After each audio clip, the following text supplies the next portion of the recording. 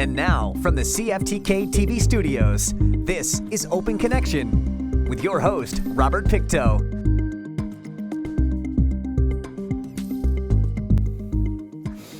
Welcome to Open Connection. I'm your host, Robert Pictou. Our show today comes to you from the traditional and unceded territory of the Tsimshian people. Communication is important because it allows us to build relationships, share information, express feelings, understand others' perspective, resolve conflicts, and collaborate effectively. On today's Open Connection, we rejoin the conversation, moderated by Clack. How do we build relationships effectively when most communities, most other businesses have the same capacity constraints as we have? So it's trying to find the right balance and work with that, work within that. PNG is also, we're a regulated utility, so that's another thing that provides, an area of confine for us where we can't play in the same competitive space as some of the larger projects going on in the region. So we need to market our different identity from the likes of CGL and LNG Canada. Those projects are going to wrap up. The camps are going to close. Workers are going to leave, and PNG is still going to be here delivering natural gas to homes and businesses and those new industries. So that's the spiel and the play that we have to have, and all the while, struggling with the same challenges that all businesses and residents in small communities face. I'm going to jump in and toot the municipal and regional horn here a little bit. The real question, I think, about all of this resiliency and economic opportunity and drivers and financial implications really comes down to livability. If we don't have a livable city, if we don't have a livable community, and I feel for the elected and hereditary leaderships that are out here in this crowd, and there is because Ms. Zimmerman mentioned that we lost our last industrial taxpayer. What does that do to livability? What does that do to attraction? What does that do to a great corporate citizen to try and continue to provide service as well as a living wage? And so I really want to just stem that. It is a loop, is that without livability, you're not going to have great opportunity because you won't be able to realize it. And without great opportunity, you're not going to have livability. And I think that's a key that is important for anyone making decisions. I'm going to go off script a little bit because you've touched on a few sort of challenges, and I think there may be opportunities in the challenges, just like there are challenges in the opportunities. In relating to the construction phase of a lot of the big projects in the region, and it relates to one, housing, and two, is there a strategy and also relates to livability? Is there a strategy or an effort being put towards trying to retain those people who have come here from other parts of the country, because the workforce is mobile, who have been working here, who may have fallen in love with this region and say, you know what, this is a place I can live, this is a place I want to stay? Is there any focused work being done in that area? There's a ton. Meg and I are on a couple of groups that are directly working at that, about that livability, because what happened, did you know that we have the same climate as the Okanagan, yet somehow the Okanagan gets all this benefit of people retiring there? Why wouldn't you want to retire at home? You have the same climate. We have a lake, they have a lake. You can afford an ATV, you can afford a side-by-side here because you got affordable housing here in the grand scheme compared to the Okanagan. But we don't think of it in that sense. And so, the attraction piece, and Megan's been actually a driver for me to actually understand this a little bit more about anchoring people here. But it is really, really an important strategy that we are undertaking. I'll let Megan kind of go on to some of those other topics because she knows more. Sure. Yeah, we have together are part of a workforce and resident attraction partnership, and that it just kind of is really geared towards promoting the North as a livable place to be. But aside from that, I'm also part of a local, it's Greater Terrace Welcoming Network, and it's a local immigration partnership. And the concept is really to not only for those who have immigrated, but a large part of what we do is try to make the area welcoming to newcomers. And so one of the projects that we're working on right now is an inclusivity charter. And we are working to finalize it, but essentially it is a document that hopefully we can present to local businesses and any employer essentially in the region. And when they sign on to it, they are agreeing to provide kind of the principles of JEDI, which Justice, Pierre actually kind of touched on it a little bit earlier, but that justice, equity, diversity, and inclusion. When somebody comes into a community, do they feel accepted and respected? But also, how do we approach community members who have been here and lived here and gain knowledge and kind of respect from them as well? And I think that that's equally as important. And it is a challenge, I think, that we're seeing. So. Open Connection will be right back after these messages.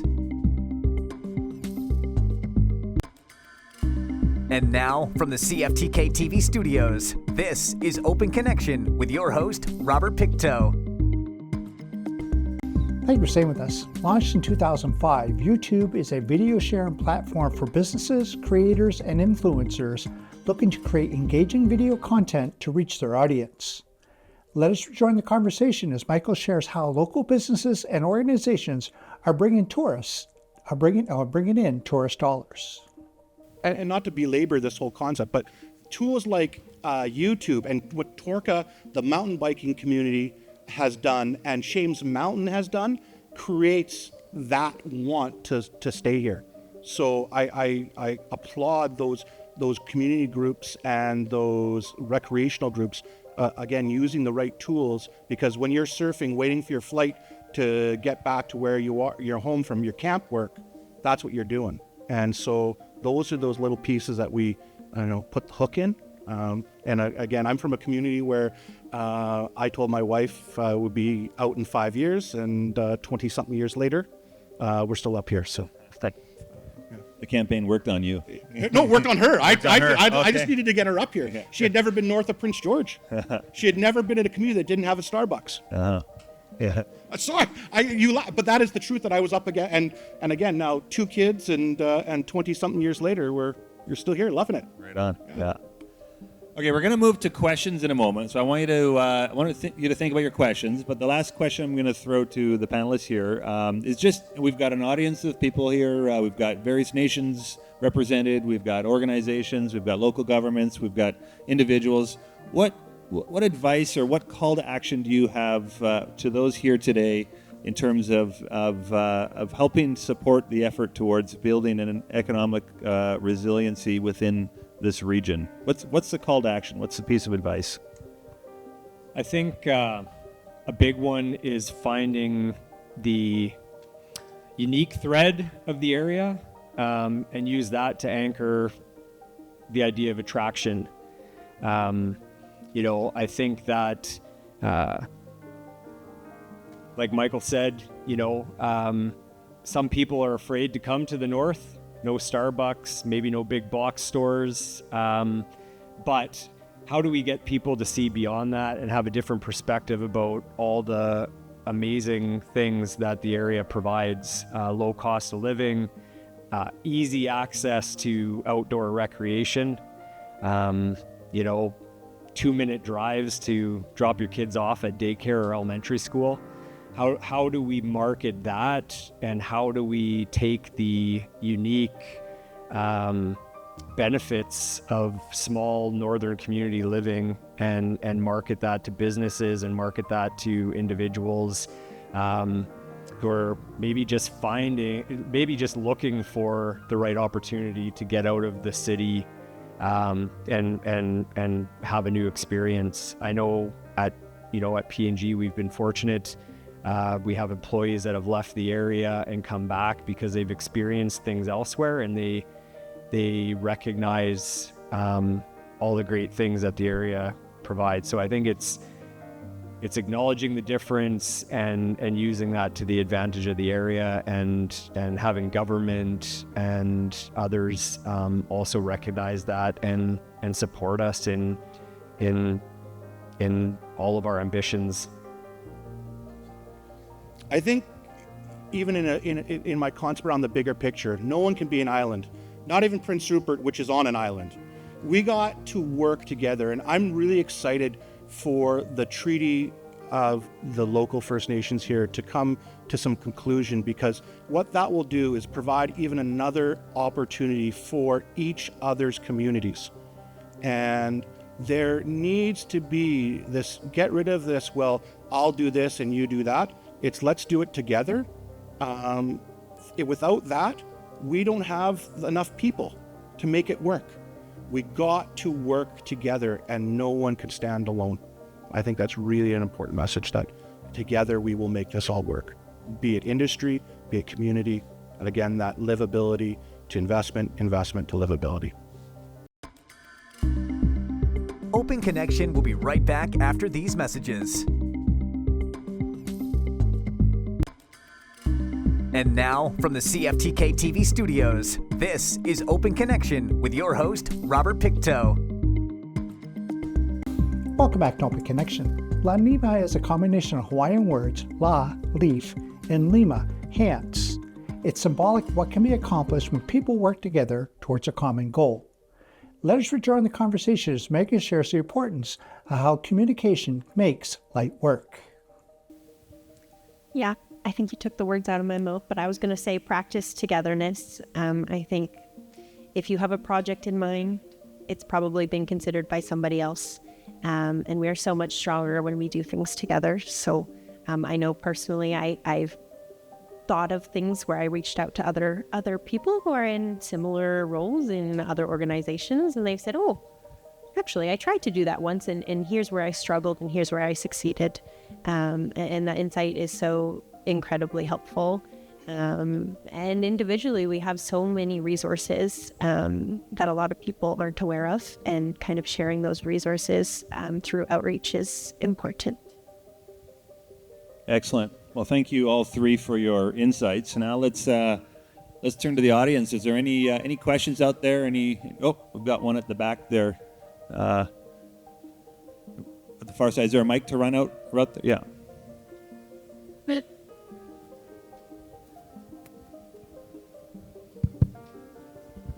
Good afternoon. Good morning, everybody. I'm a Heathlu. My name's Eric Clayton. I come from the Nisga'a Nation. I'm a councillor from our village government of Keiluk Dynamics. I know that listened with interest about hydrogen production.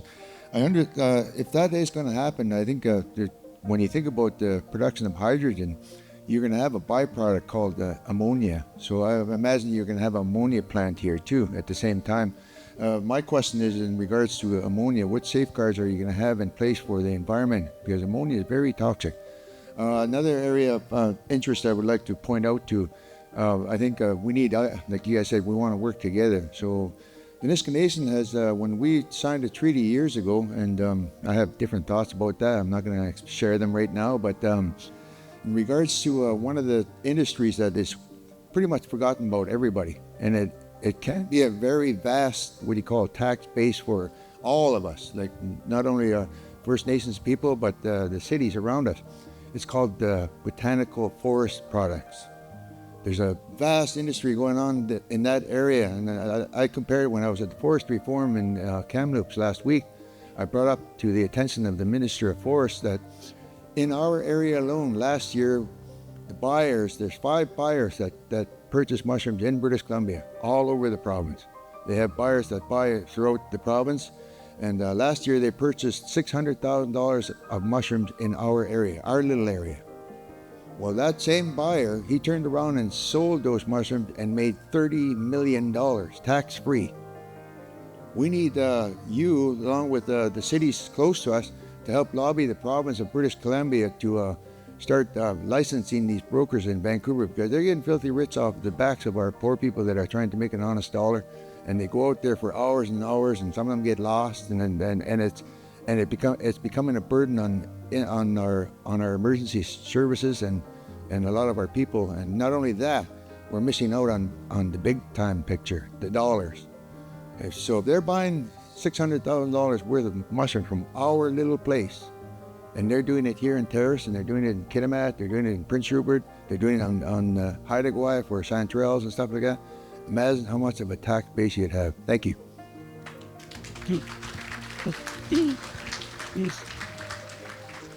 This conversation reminds me actually of the fishing industry, and Lac Alams on the coast.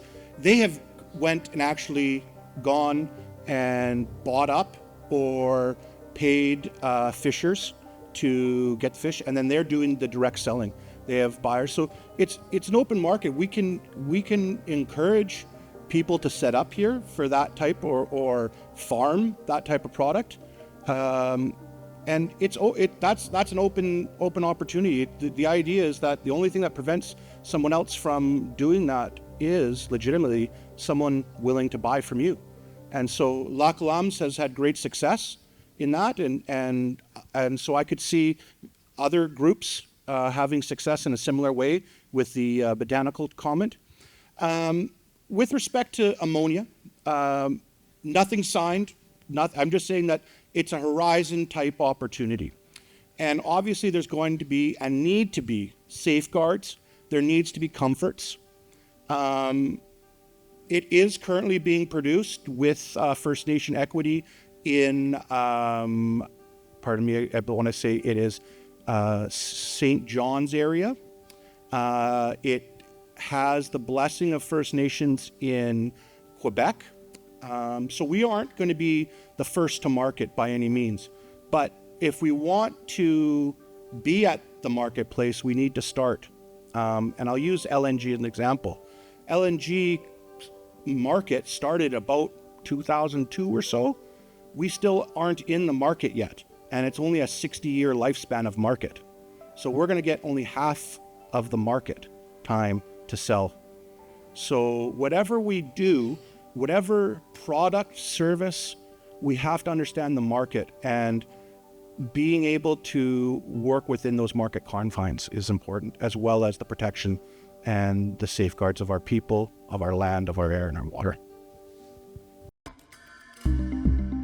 Open Connection will be right back after these messages. And now, from the CFTK-TV studios, this is Open Connection with your host, Robert Pictou. Questions give critical information about an audience, who they are, what they care about, what they're interested in, and what they may not understand.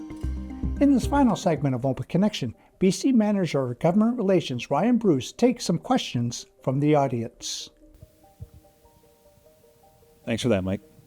And are there any other questions out there? Oh, at the back here. My name is Earl Monroe. I'm also from the Nisga'a, and I'm also from Gillick-Damics, formerly known as Neoyats. And I'm a Director of Public Works up with our community. I was to listen to you talk about attracting people to our area.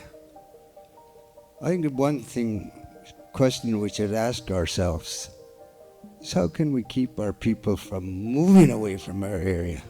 Our young people that are up and coming, that know our area, know what we need in our area, and are going to help us get to where we want to go. Thank you. Providing the diversity and the multiple sort of opportunities across the economy for everybody to follow their passions and dreams, as well as providing opportunities for education about what those what that training requirements are for the various opportunities that exist, and being able to access training and education locally, bringing training to the north as opposed to forcing people to go down to the lower mainland to access that training. Those are just a couple of thoughts off the top that come to mind. But I'll share something that I just learned the other day, that the superintendents of schools in our area, so between here and Prince George, are advocating to the government right now to try and put some sort of remote teacher certification program in place in this area. And the reason is that there are a number of uncertified teachers teaching in our schools. That's fine. They're well-skilled people, but they don't have all the skill sets.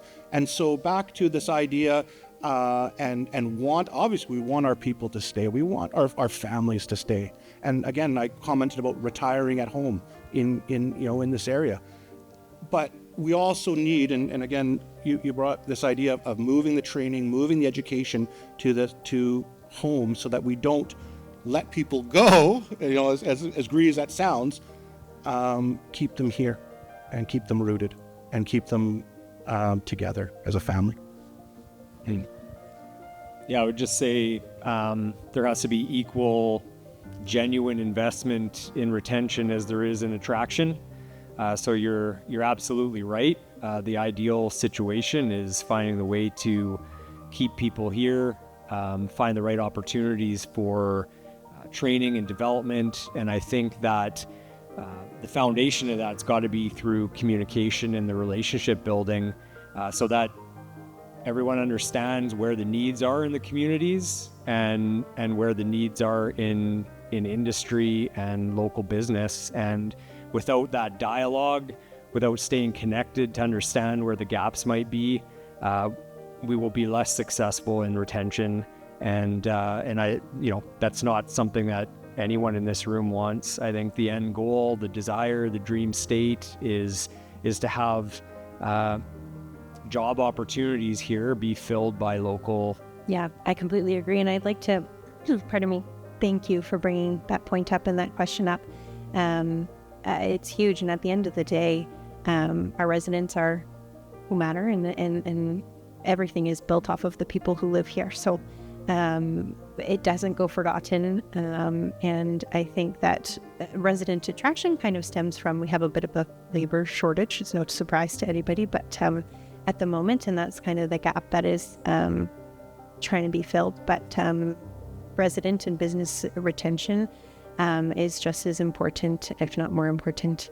And I appreciate you bringing that point up. There are a few things that we do at the regional district, I'm sure, in each of your organizations as well, to help. But business retention and expansion, as well as skills training, they're both part of our economic development strategic plan. So as well as community infrastructure. So all a part of really trying to improve the lives and well-being of residents and locals. So huge point. I appreciate it.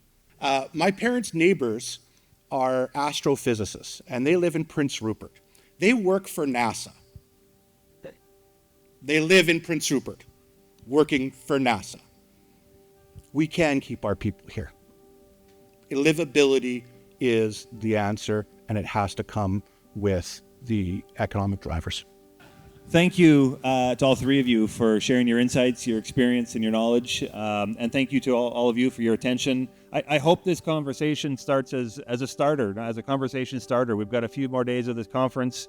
This is about working together. It's about building relationships. And so hopefully we can continue to talk about both the opportunities and overcoming the challenges that exist in terms of growing our economy, diversifying our economy. Thank you for joining us for this episode of Open Connection. The greatest distance in the existence of man is not from here to there, but the connection from his mind and heart. If we can conquer that distance, we can soar like an eagle and realize our immensity within. I'm Robert Pictou.